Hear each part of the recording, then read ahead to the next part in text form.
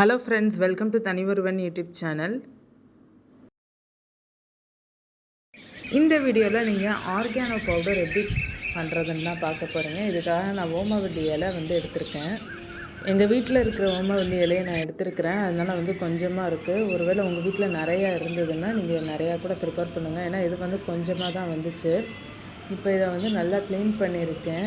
செடியாகவே நான் கட் பண்ணிவிட்டு அப்புறம் இலையெல்லாம் தனித்தனியாக கட் பண்ணி எடுத்துருக்கிறேன். எப்படியுமே ஓமவல்லி கட் பண்ணையில் வளரதான் செய்யும். இப்போ இதை நல்லா தண்ணியில் அலசிக்கிறணும். அதனால் இதை ஒரு நல்ல பாத்திரத்தில் போட்டு நல்லா கையை விட்டு இது பண்ணுங்க, அமுக்குங்க. ஏன்னா பூச்சி ஏதாவது இருக்கும். அதனால் நம்ம நல்லா அலசி எடுத்துக்கிறணும். நல்லா அலசி எடுத்ததுக்கப்புறமா நம்ம தண்ணியை செடிக்கு ஊற்றிடலாம். மிச்சம் பேலன்ஸ் இருக்கிற அந்த ஓமவல்லியை நம்ம அழகாக ஃபில்ட்ரு பண்ணிடணும். நல்லா தண்ணியை வடிச்சிட்டு ஒரு துண்டில் நான் ஓமவல்லியை நல்லா அந்த தண்ணி போகிறதுக்காக ப்ரெஸ் பண்ணி தண்ணியை எடுத்துகிட்ருக்கேன். நல்லா கனமான துண்டில். நீங்களும் ஒரு கனமான துணியில் கூட இந்த மாதிரி பண்ணிக்கோங்க. ஏன்னா தண்ணியோடு போட்டால் அப்புறம் கொஞ்சம் வேஸ்ட் ஆயிரும். அதனால் நான் நல்லா தண்ணியை அப்சார்ப் பண்ணுற மாதிரி உள்ள துண்டில் பண்ணிகிட்ருக்கேன்.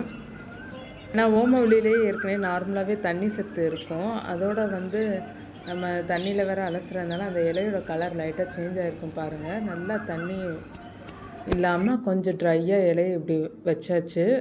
இப்போ இந்த இலையை தான் நம்ம காய வைக்க போகிறோம். நான் அதுக்கடுத்து ஒரு பெரிய தட்டில் இலையெல்லாம் வச்சுட்டேன். ஏன்னா நான் கொஞ்சமாக தான் பறித்தேன். அதனால் தட்டில் வச்சுட்டு ஒரு அப்படியே நெட் போட்டு நான் மூடி வச்சுட்டேன்.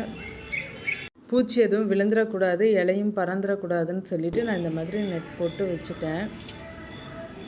வெயில் கொஞ்சம் நல்லா இருக்கிற அன்றைக்காக பார்த்து கொஞ்சம் இயர்லியாகவே இதை பண்ணிடுங்க. இது பண்ணுறது கொஞ்சம் ஈஸி தான். அப்படி இல்லைன்னா தோசைக்கல்லையும் நம்ம ட்ரை பண்ணலாம். தோசைக்கல்லை கொஞ்சம் நல்லா ஹீட் பண்ணிவிட்டு ஓமவல்லி இலையை போட்டுக்கிடலாம். போட்டு நல்லா ஹீட் பண்ணி எடுத்தோம்னா திருப்பி எடுத்தோம்னா கொஞ்சம் நல்லா கிறிஸ்பியாக வந்துடும். நான் வெயில் நல்லா அடிக்கிற அன்றைக்கி ஒரு நாள் ஃபுல்லாகவே வச்சுட்டேன். அதிலே கொஞ்சம் கிறிஸ்பியாகிருச்சு இலையெல்லாம். நான் பாஸ்தா பண்ணியிருந்தேன். அந்த பாஸ்தாவுக்கு நான் தோசைக்கல்லில் சுட்டிருந்தேன் இல்லையா, அந்த இலையை தான் போட்டிருந்தேன் பாஸ்தாவுக்கு. அதை நல்லா நுணுக்கி விட்டுட்டு பாஸ்தாவில் ஆட் பண்ணியிருந்தேன். இது பாஸ்தாவுக்கு மட்டும் டாப்பிங்ஸாக போட மாட்டாங்க. பீஸாவுக்குமே சில்லி ஃப்ளேக்ஸ் இதெல்லாம் யூஸ் பண்ணி போடுவாங்க. இதை நான் தனியாக மட்டும் பண்ணி வச்சுக்கிட்டேன்.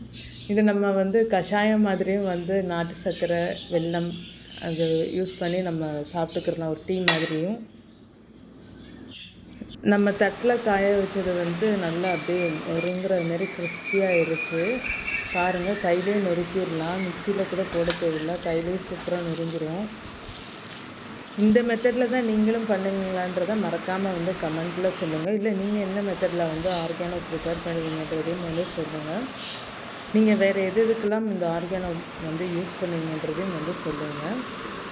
உங்களுக்கு இந்த வீடியோ பயனுள்ளதாக இருக்கும்னு நினைக்கிறேன். உங்களுக்கு இந்த வீடியோ பிடிச்சிருந்தால் லைக் பண்ணுங்கள், ஷேர் பண்ணுங்கள், கமெண்ட் பண்ணுங்கள். தனியொருவன் யூடியூப் சேனலை சப்ஸ்கிரைப் பண்ணுங்கள்.